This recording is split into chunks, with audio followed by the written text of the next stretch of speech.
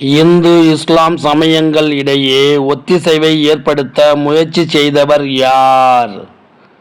கபீர். இந்துக்களும் இஸ்லாமியர்களும் கடவுளை வெவ்வேறு பெயர்களில் அழைத்தாலும் இருப்பது ஒரே கடவுள் மட்டுமே என கூறியவர் யார்? ஹரிதாசர். கபீரின் கவிதை தொகுப்புகள் யாவை? கிரந்தவாளி, பைஜாக். சுரவார்டி அமைப்பை தோற்றுவித்தவர் யார்? அப்துல் வாகித் அபு நாஜிப். காஞ்சி கைலாசநாதர் கோவிலை கட்டியவர் யார்? இரண்டாம் நரசிம்மவர்மன்.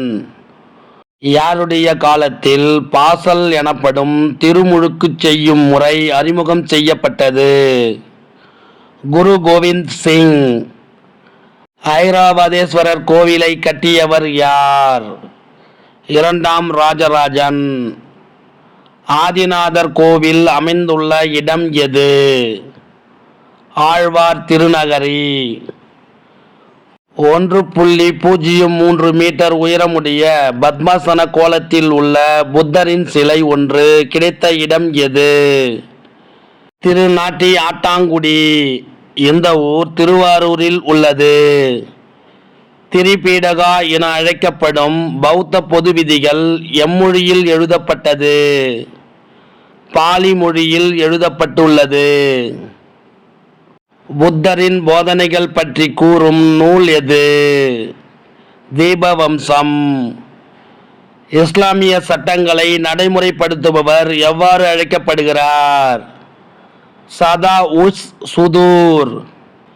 இந்துக்கள் மீது ஜிசியா வரியை விதித்தவர் யார்?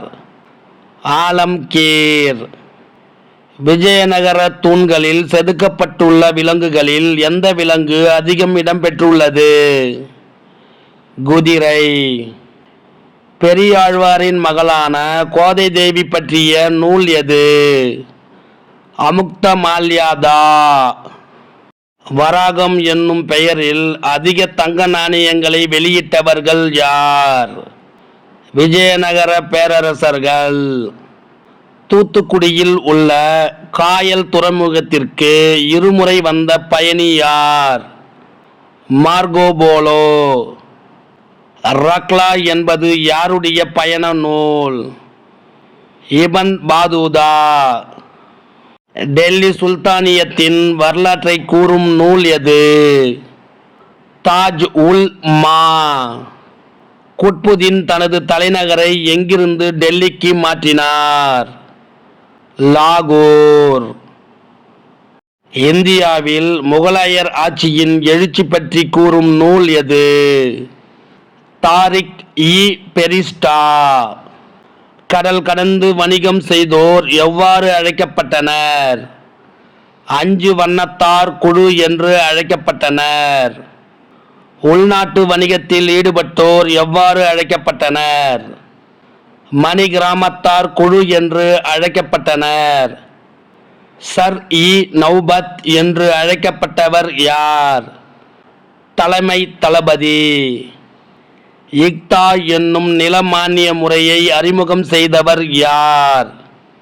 இல்துமேஸ். இந்த வினாவிடை உங்களுக்கு பிடிச்சிருந்தா சின்னதாக ஒரு லைக் பண்ண மறக்காதீங்க. தேங்க்யூ.